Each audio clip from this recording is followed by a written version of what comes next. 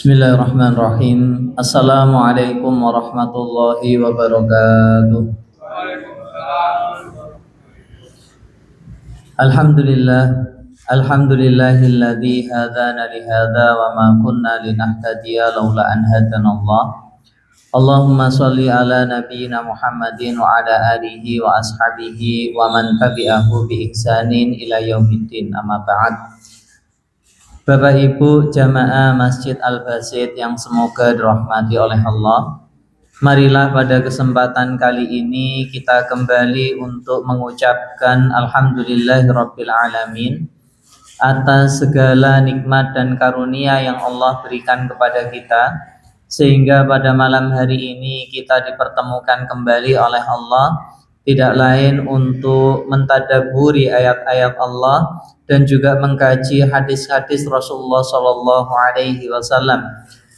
Tentu saja harapan kita apa yang kita pelajari ini nantinya membawa manfaat dan barokah bagi kita di dunia, serta memudahkan langkah kita untuk mendapatkan ridhonya Allah Subhanahu wa Ta'ala. Amin.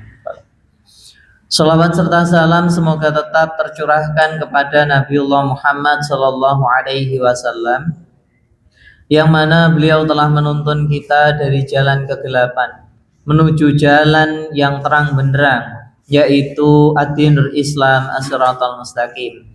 Pada malam hari ini kita sedikit membahas kajian kita tentang tadabbur Quran surat Al-Maidah ayat 27 insyaallah sampai 31, serta relevansinya dalam kehidupan masa kini, yang kita beri judul Hakikat Kurban yang Sesungguhnya.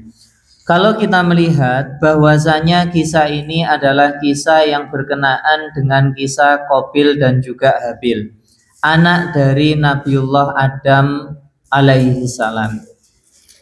Di dalam Al-Qur'anul Karim surat Al-Maidah ayat 7, Allah Subhanahu wa Ta'ala berfirman, watlu alaihim naba'abna adama bil haqqi idh qarraba qurbanan fatuqabbila min ahadihima wa lam yutaqabbal minal akhar qala la aqtulannak qala innama yataqabbalullahu minal muttaqin. Dan bacakanlah Muhammad kepada mereka kisah kedua putra Adam yang sebenarnya. Ketika keduanya mempersembahkan kurban, maka kurban diterima dari salah satunya dan tidak diterima dari yang lain. Dia, Qabil, berkata, sungguh aku pasti akan membunuhmu. Dia, Habil, berkata, sesungguhnya Allah hanya menerima amal dari orang-orang yang bertakwa. Kalau kita melihat di ayat ini bagaimana Allah Subhanahu wa Ta'ala memerintahkan Nabiullah Muhammad untuk membacakan kisah ini, pada dasarnya kita melihat bahwa pada masa itu di Madinah, selain umat Islam juga ada orang-orang dari ahli kitab, yaitu orang Yahudi. Lah karena itu apa? Karena itu kemudian Nabiullah Muhammad Sallallahu Alaihi Wasallam diperintahkan Allah untuk membacakan salah satu kisah terkait masalah anak Adam. Lah kalau kita bilang di sini Allah mengatakan pakai kata watlu, bukan waqra atau wadhkur. Jadi ada kalimat itu kalau Nabi biasanya diperintahkan, misalnya untuk menceritakan kisahnya Nabi Ibrahim, Allah mengatakan wadhkur fil kitabi Ibrahim innahu kana siddiqon nabiyya. Dan ceritakanlah dan ingatlah, katanya pakai wadhkur. Lah kalau kemudian apa? Kalau di sini kenapa pakai watlu? Tidak kemudian pakai yang lain, misalnya tahaddas, misalnya wis kasih tahu aja, atau kemudian apa, nabihum, berikan kabar yang besar, Terkait apa? Terkait masalah ini. Tapi Nabi disuruh pakainya wadlu. Yang tidak lain adalah kata membaca atau kemudian apa? Membaca itu ada pakainya macam-macam. Tapi di sini kenapa kok dipakaikan kata wadlu, tidak diceritakan atau lain sebagainya? Tidak lain adalah karena kisah ini perlu untuk diikuti. Perlu untuk diikuti. Apanya? Esensinya. Isi dari kisah ini. Lah kalau kita bilang pakainya, makanya pakainya wadlu itu artinya dari kata tala yatlu tilawatan. Yang artinya baca bukan hanya sekedar baca, tapi diikuti juga. Jadi enggak hanya sekedar baca tapi diikuti. Nah itu, pakainya apa? Katanya adalah tilawah. Makanya seringkali kalau kita ngomong ada lomba tilawatil Quran, biasanya lombanya nopo? Api-apian moco Quran. Harusnya mboten. Kan harusnya apa? Kalau tilawah arahnya adalah tidak hanya sekedar membaca, tapi bagaimana mengikuti isi yang ada di dalam bacaan tersebut. Nah di sini Nabiullah diminta oleh Alhamdulillah ya Allah. Di sini Nabiullah Muhammad Shallallahu Alaihi Wasallam diperintahkan oleh Allah untuk membacakan kisah. Lah pakainya kata naba. Naba itu artinya adalah cerita. Kalau cerita tadi ada kata hadis. Hadis itu artinya baru. Kalau kemudian ada kata naba. Kalau naba itu artinya berita besar. Berita nggak sekedar kecil tapi berita besar. Lah di sini pakainya kisah ini dianggap kisah besar. Tapi Nabi pakainya kata awalan perintahnya watlu, nggak Nabi langsung. Lah berita besarnya apa? Berita besarnya adalah tentang dua anak Adam. Tapi cerita ini diminta oleh Allah agar diceritakan secara benar, tidak ditambahi maupun dikurangi. Lah pertanyaannya adalah memangnya kisahnya tentang apa? Maka jawabannya adalah idh qarraba qurbanan. Ketika keduanya ini qarraba. Qarraba itu artinya mendekatkan diri. Nah ini qarraba itu artinya mendekatkan diri. Ketika keduanya anak Adam ini mendekatkan diri kurbanan dengan memberikan sesuatu untuk menjadi dekat kepada Allah Subhanahu wa taala. Lah kalau kita membaca kisah-kisah yang ada, maka kisah ini tidak lain diawali dengan kisahnya Qabil dan Habil, di mana ketika itu Qabil punya saudara perempuan. Jadi Qabil lahir punya saudara perempuan, lahirnya bareng. Namanya adalah Iklimah. Sedangkan adiknya yang bernama Habil itu punya saudari perempuan juga. Namanya adalah Labuda. Lah ketika mereka sudah dewasa, maka saat itu turunlah perintah Allah untuk menikahkan anak-anak mereka. Lah caranya bagaimana? Caranya adalah Qabil dengan saudarinya Habil, Qabil dengan Labuda, sedangkan Habil dengan Iklimah. Lah kalau kita bilang Ustadz, kan itu kan saudara semua, kok boleh? Jawabannya adalah gak ada lagi Pak. Gak ada lagi, mau siapa lagi terusan? Ya kan gitu. Sudah gak ada lagi. Yang kedua adalah apa? Ini syariat pertama yang ada pada masa itu. Nah kalau sekarang Ustadz boleh nggak? Nggak boleh. Nggak boleh. Kan? Terus kemudian apa? Udahlah, apa ini?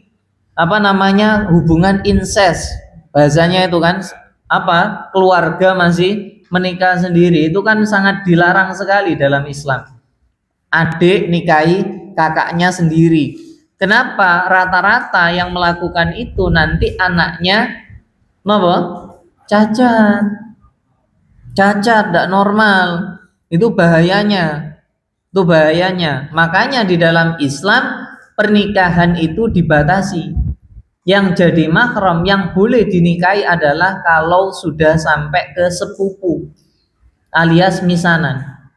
Nah itu boleh, ya itu boleh. Tapi kalau nopo namine, kalau kemudian keponakan ya tidak boleh.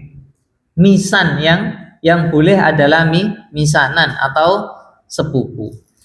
Nah di sini ketika dinikahkan itu hendak dinikahkan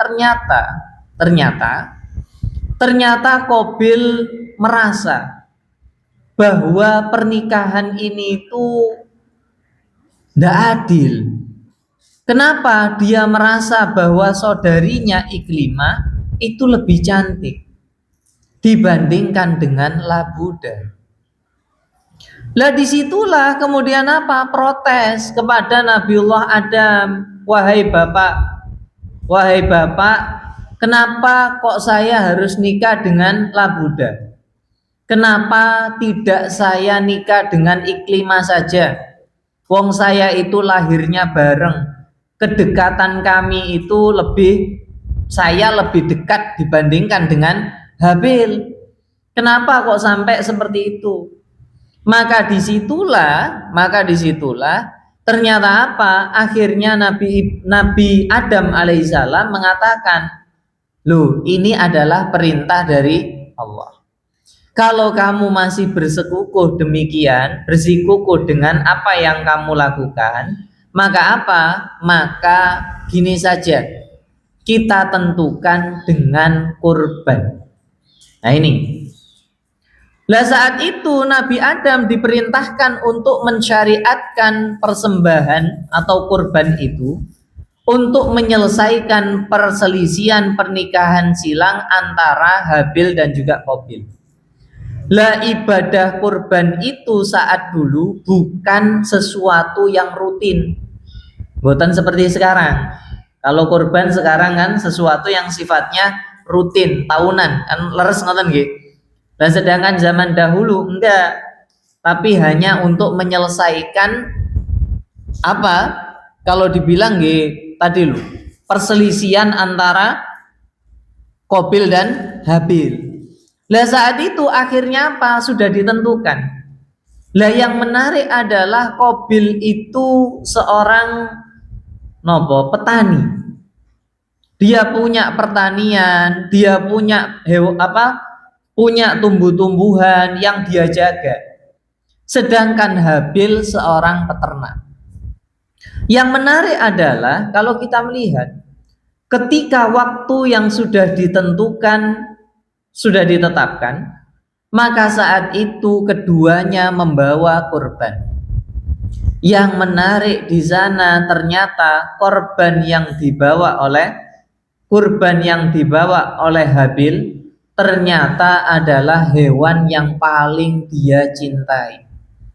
Nomor 1. Jadi ada yang ngomong bahwa nanti kambing yang diberikan Allah kepada Nabiullah Ibrahim untuk menggantikan Nabiullah Ismail itu adalah kambingnya Habil. Tapi kisah ini adalah kisah Israiliyat. Israiliyat itu jangan langsung dipercaya 100%. Nggak boleh kita tawakuf, sing penting aja diambil pelajaran, yang nggak penting tinggalkan. Nah gitu loh. Itu namanya apa? Kalau kita menyikapi hal-hal yang sifatnya Israiliyat.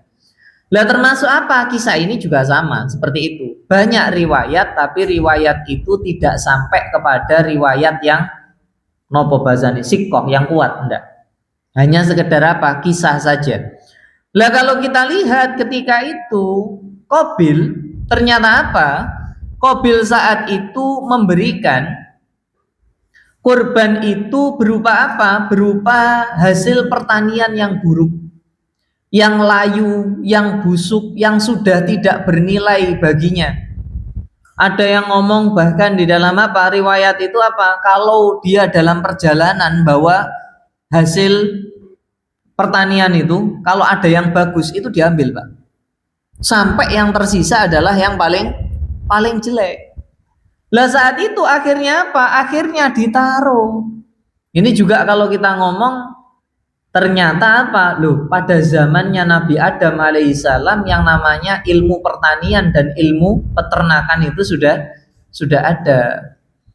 Nah, ini kalau kita mengikuti apa? Mengikuti Al-Qur'anul Karim, artinya kita punya gambaran baru bahwa awal mula keilmuan itu bukan berasal dari mana-mana, tapi dari Allah Subhanahu wa taala.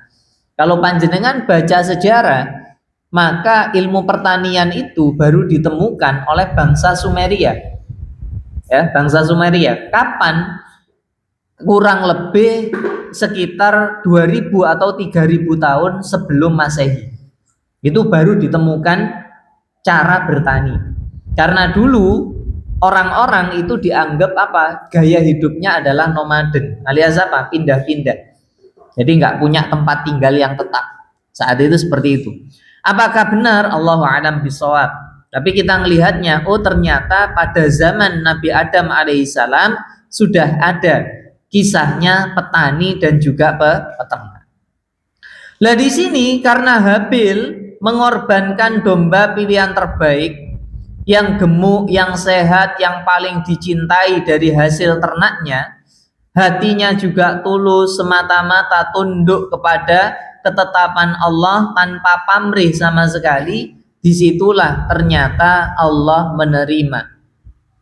Fatukubbila min ahadihima walam yutaqabbal minal akhar.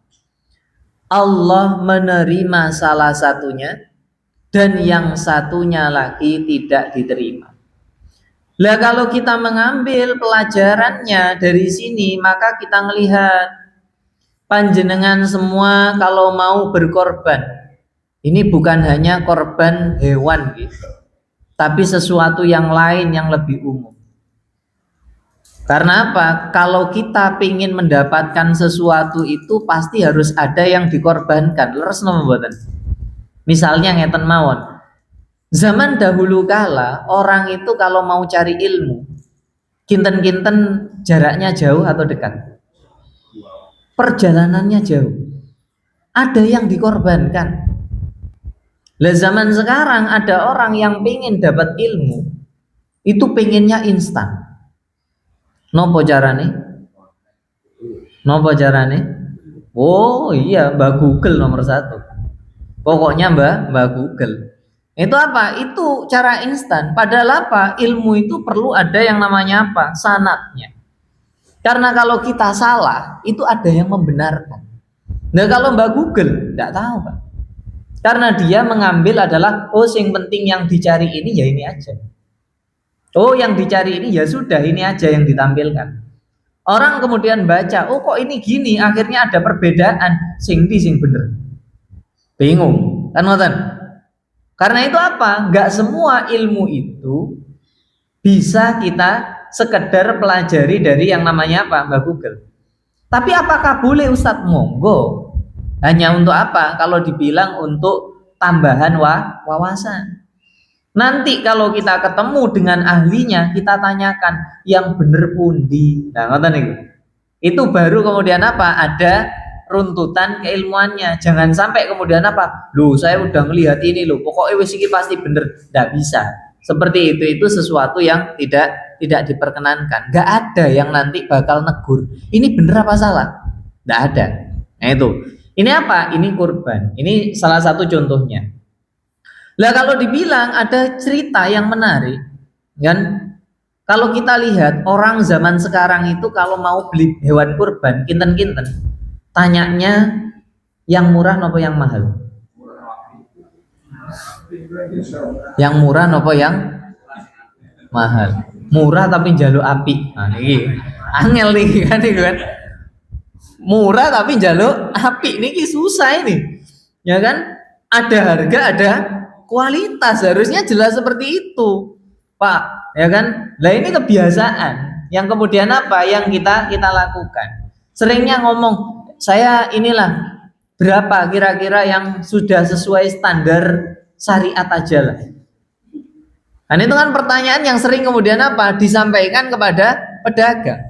Padahal kalau kemudian kita pengen bagus, tanyanya adalah kita punya uang berapa. Habis itu kita tanya dulu, kira-kira sing paling apik kira regane. Gitu dulu, Pak. Ternyata dibilang 50 juta. Waduh, mundur apa mboten? Nah, sodok mudun didik lah. Nah, ngoten. Sing nisori kira-kira berapa? Kalau dibilang, wah ada ya sekitar 30 lah. Mundur apa mboten nasian? Saya mikir, nih kan?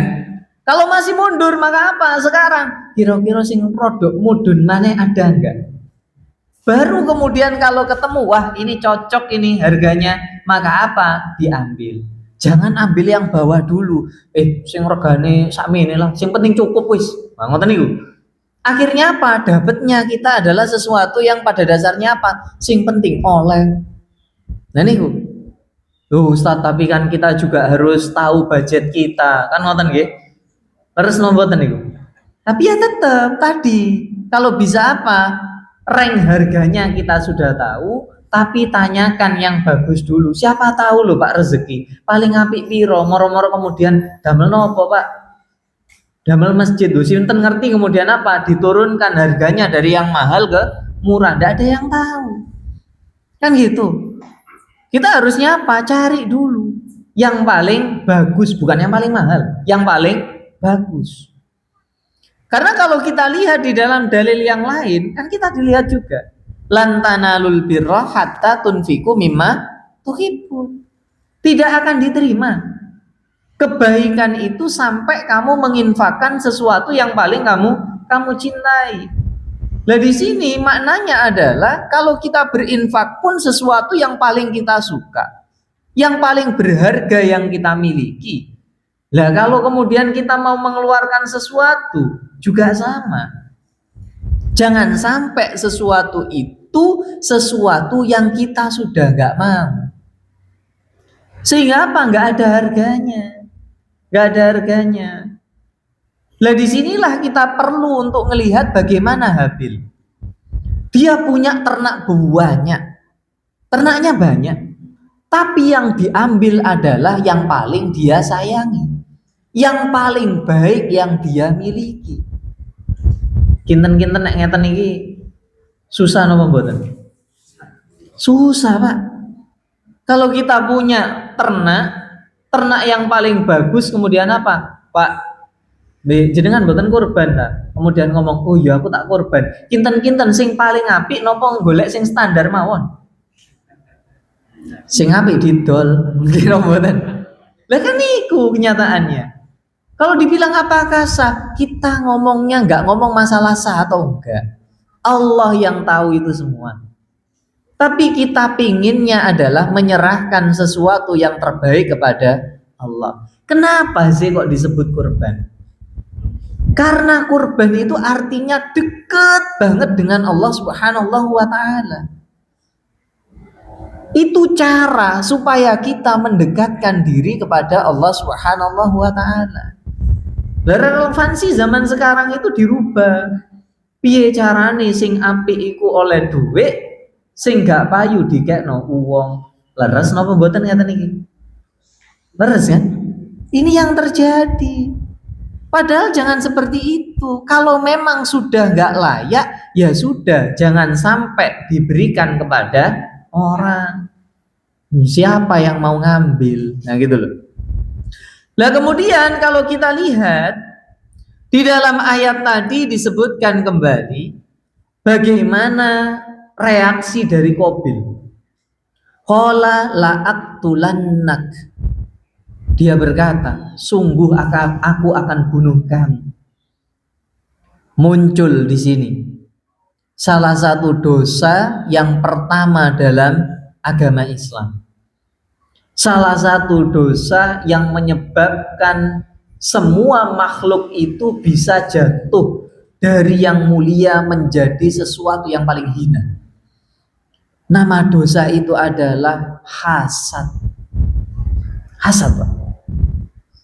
Lu contohnya siapa? Iblis. Kenapa iblis dulu pernah menjadi makhluk yang paling dekat dengan Allah, jenderalnya para malaikat, tapi ternyata dia jatuh menjadi yang terlaknat, rojimun, yang terlempar jauh dari rahmatnya Allah Subhanahu wa ta'ala, berubah menjadi syaitan, tambah jauh sekali dari rahmatnya Allah. Kenapa? Karena dia hasad. Lu hasadnya apa memangnya iblis itu? Nopo hasadnya? Hasadnya adalah gak terima. Kenapa yang lain kok harus sujud kepada Adam? Kok Adam yang disujudi, kok enggak saya? Padahal Adam itu terbuat dari tanah, saya dari api. Kedua, dari hasad rata-rata muncul sombong. Nah ini sama, Pak, kalau kita bilang. Kalau di dalam kisahnya Qabil itu muncul apa? Sombongnya muncul karena hasad. Ketika ngomong, siapa? Yang namanya Qabil ngomong, kok bisa punyamu diterima oleh Allah? Kok bisa kurbanmu yang diterima oleh Allah sedangkan saya enggak, padahal kita sama-sama memberikan kurban. Ketika itu Habil pun menjawab, loh, saya memberikan sesuatu yang paling baik. Saya memberikan apa yang paling saya cintai kepada Allah karena pingin ridhonya Allah. Ternyata apa? Di situ nggak terima Qabil nggak terima, Pak. Enggak, kamu itu memang favoritnya bapak sajalah. Karena bapak itu belain kamu. Makanya sekarang apa? Kamu diterima. Coba nek bapak nggak bantu kamu. Loh, muncul nopo sekarang? Hasad terus apa? Sombong. Dia nggak mau. Dia nggak mau menyalahkan dirinya sendiri. Orang hasad itu kayak gitu. Nah ini bahayanya.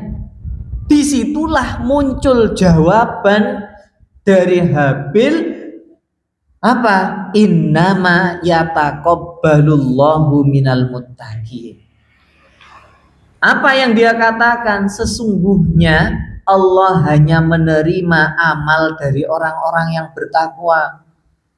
Diomongi si Qabil, memangnya kamu itu ketika menyerahkan, apakah niatnya karena Allah atau karena niatnya untuk menikahi Iklimah? Kan gitu. Kita lihat dulu. Amal itu syaratnya diterima adalah satu, yang pertama harus niat. Lah kalau orang niatnya bukan karena Allah, dia melakukan kebaikan tapi bukan karena Allah, pertanyaannya adalah diterima atau enggak? Oh saya niatlah apa? Kurban. Kenapa? Sungkan ya didelok wong. Kinten-kinten wonten apa mboten sing ngoten niku? Ada. Saya kurban lah, kenapa? Iyalah ya, nek iso kurban nama nomor satu lah. Nama nomor satu lah. Yang penting apa? Semua orang tahu. Kalau dibilang apa? Ada orang yang niat seperti ini? Ada kok. Bahkan ada di suatu kajian itu, jenengan tahu ya, kajian terus kemudian apa, orang yang nyumbang itu kemudian apa, minta harus kamu sebutkan ya saya nyumbang berapa. Ngoten. Padahal apa, yang lain ada yang nyumbang apa, jutaan, disebutnya hamba Allah, hamba Allah. Barang kemudian dia disebutkan berapa, hanya puluhan ribu saja, tapi minta kemudian apa, pokoknya harus disebutkan. Loh ada. Pertanyaannya adalah yang kayak gini bagaimana? Artinya apa? Tidak bagus. Kita perbaiki dulu niatnya. Ustadz, berarti tidak boleh Ustadz kalau apa namanya ada orang kurban disebutkan dari takmirnya. Nggih boleh, sinten sing mboten ngomong mboten boleh nih. Tapi bukan sesuatu yang harus, ngoten lho. Bukan sesuatu yang harus. Kenapa? Loh, saya nggak minta disebutkan Ustaz, tapi tetap disebutkan Ustaz. Mboten napa-napa, tahadus bin nikmat. Yang pertama. Yang kedua, biar orang itu ngerasa, loh ternyata Pak ini lo bisa korban, saya nanti tak juga ikut korban lah tahun depan, untuk bikin orang itu mau ikut berkorban. Nggak apa-apa. Yang penting bukan tadi. Gitu loh. Jangan sampai niat di awal sudah salah. Itu niat di awal sudah salah. Kasusnya Qabil dan Habil itu kayak gitu. Bagaimana Qabil niatnya itu korban atau hanya karena ingin menikah dengan Iklimah? Kan di situ. Secara niat sudah salah, apakah akan diterima oleh Allah? Tidak. Yang kedua adalah kita tahu amal itu diterima oleh Allah kalau sesuai dengan syariat. Betul atau tidak? Nah, pertanyaannya, dia memberikan sesuatu yang tidak berharga, sesuatu yang tidak layak untuk dipersembahkan kepada Allah, ini sesuai atau tidak? Karena itu apa? Kalau kita mau ibadah, pastikan kita punya ilmu dalam ibadah itu, sehingga kita tidak salah dalam beribadah. Itu syaratnya niat dan juga sesuai dengan syariat. Tahu syariat itu butuh kepada ilmu. Nah ini terjadi. Lah kalau kita bilang, loh Ustaz, berarti kalau kita melakukan segala sesuatu yang diterima oleh Allah itu apa? Jelas, ketakwaan yang kita miliki. Dari awal kita punya motif apa untuk melakukan kebaikan itu? Kalau kita hanya kemudian pengennya dunia, dapat kok. Kan kita sudah hadis yang pertama kali dalam Riyadhus Shalihin bab napa? Niat dan ikhlas. Innamal a'malu bin niat wa innama likulli imri'in ma nawa. Bahwasanya segala sesuatu itu tergantung niat, dan bahwasanya orang itu akan mendapatkan sesuatu sesuai dengan niatnya. Nah ini, loh tapi dia dapat apa enggak? Lah kalau kita bilang nanti yang terjadi ketika dia mengatakan la'aqtulannak, dibunuh atau tidak Habil? Nah terus Iklimah nikah sama siapa? Sama siapa? Boten semerap kulong dia. Kulong boten semerap Pak. Kenapa? Karena nggak ada lanjutannya kisahnya gitu loh. Boten usah gawe-gawe. Oh berarti nikah ambek Qabil. Ya boten ngerti, siapa tahu Nabi Adam punya anak lagi kan boten. Ada yang mengatakan Nabi Adam punya anak namanya Nabi Syed kan gitu. Kan nggak tahu kita. Moro-moro kemudian oh iya Qabil nikah dengan Iklimah. Loh, sinten sih ngomong kan ngoten gitu. Kan nggak boleh kalau kita gitu kan. Ini yang kita pelajari. Nah kalau kemudian kita melihat lagi, kembali lagi kepada hadis yang tadi, kepada apa? Kepada masalah hasad. Kita bahas masalah hasad dulu. Hawa nafsu dan hasad, iri hati hasad itu membutakan akal sehat. Alih-alih orang itu mengevaluasi kelemahan kurbannya sendiri, ia memilih melenyapkan saudaranya yang sukses. Inilah awal mula pertumpahan darah pertama dalam sejarah manusia. Kalau kita bilang nopo sebab tiang hasad niku, apa sebabnya orang itu bisa sampai hasad? Kinten-kinten nopo Pak? Oh iri niku nggih hasad niku iri. Kinten-kinten nopo Bu? Kinten-kinten nopo? Jawabannya adalah nopo? Comparison, alias apa? Banding-bandingin dengan orang lain.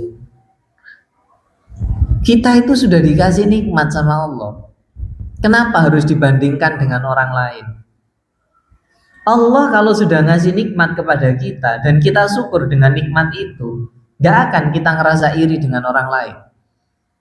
Lah iri itu muncul dari mana? Dari comparison dulu. Dari apa? Dari bandingin orang lain dengan kita. Loh, iku lho wong iku lho. Kok rezekine iso akeh ya? Padahal podo-podo dodolan, aku kok gak sakmono, kok dhek sakmono. Loh, muncul dari mana itu? Padahal apa? Allah kan ngasih yang namanya rezeki kan berbeda setiap orang. Tapi kenapa harus dibanding-bandingkan?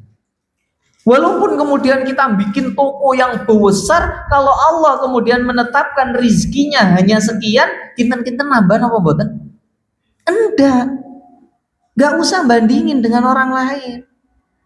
Ada orang misalnya bapak-bapak atau ibu-ibu muncul kemudian apa? Kenapa ada orang yang ngapunten nggih, misalnya selingkuh? Enggak semua, tapi apa? Misalnya ada yang selingkuh, ada yang kemudian apa? Kepincut yang lain atau gimana? Dari mana munculnya? Comparison. Dibandingin dulu. Loh, wong wedok iku lho apik ambek aku. Lah bojoku kok nduk omah muring-muring ae. Lah ngoten niku. Napa munculnya pertama? Dibandingin dulu. Padahal apa? Nggak boleh kita seperti itu. Akhirnya muncul rasa iri. Muncul rasa iri itu membawa kepada sesuatu yang lain. Apa? Nggak mau koreksi diri kita sendiri. Kalau orang sudah iri, nggak mau dia ngoreksi dirinya sendiri. Karena itu dalam hadisnya Nabi Shallallahu Alaihi Wasallam disebutkan, ya, dadba ilaikum da'ul umama qablakumul hasad wal baghdha'u hiyal khaliqatu la aqulu tahlikus sa'ara walakin tahlikud din. Dari Zubair bin Awam bahwa Nabi Shallallahu Alaihi Wasallam bersabda, telah merayap kepada kalian penyakit umat-umat sebelum kalian, yaitu hasad dan benci. Benci itu adalah pemotong. Aku tidak mengatakan memotong rambut, tapi memotong mengikis habis agama. Orang yang hasad udah nggak mikir. Kalau orang sudah punya rasa dengki, udah dia nggak mikir, wong iku apik ambek aku. Enggak. Dia lupakan apa mboten? Lupa itu. Segala sesuatu akhirnya apa? Dihalalkan. Makanya dalam hadis Nabi, iyakum wal hasada fa innal hasada ya'kulul hasanat kama ta'kulun narul hataba. Jauhilah oleh kalian sifat hasad dengki, karena sesungguhnya hasad itu memakan kebaikan-kebaikan sebagaimana api memakan kayu bakar. Kalau orang sudah ngerasa iri, sudah hitam itu matanya, gak kelihatan orang itu berbuat baik atau tidak. Orang yang berbuat baik sama dia kelihatan buruk. Sama seperti Qabil, Habil itu ngasih tahu yang baik, terus mboten Qabilnya nerima apa mboten? Enggak. Padahal dikasih nasihat, tapi nggak mau nerima. Ini loh. Sudah dikasih nasihat, tapi nggak mau nerima. Kenapa? Karena hasad. Nah ini karena itu apa? Jauhi. Kita kudu menjauhi yang namanya sifat hasad. Jangan sampai muncul hasad dalam hati kita. Apalagi kemudian apa? Kalau kita lihat pengertian hasad itu apa? Iri dengki dengan kebaikan yang diterima oleh orang lain. Begitu. Orang lain dapat nikmat, kita ngomong kok gak aku sih. Ngoten niku lho. Harusnya kalau kemudian sakit ngomong kowe sopo, harusnya kan ngoten gitu. Kan ngoten lho. Lah kok iso ngomong ngoten niku. Tapi kenyataan itu. Kenyataan. Dan ini naudzubillah min dzalik. Kita ngelihat apalagi di zaman sekarang. Zaman sekarang yang isinya adalah apa? Orang flexing semua, kan ngoten nggih. Yang bahaya itu di situ. Kan akhirnya gara-gara iri pengennya napa? Pengennya ikut eksis. Masalahnya adalah eksis gak sesuai dengan yang dia miliki. Akhirnya muncul niku tagihan-tagihan. Nah ini utang-utang online nih, makan pengennya yang mahal, ya kan?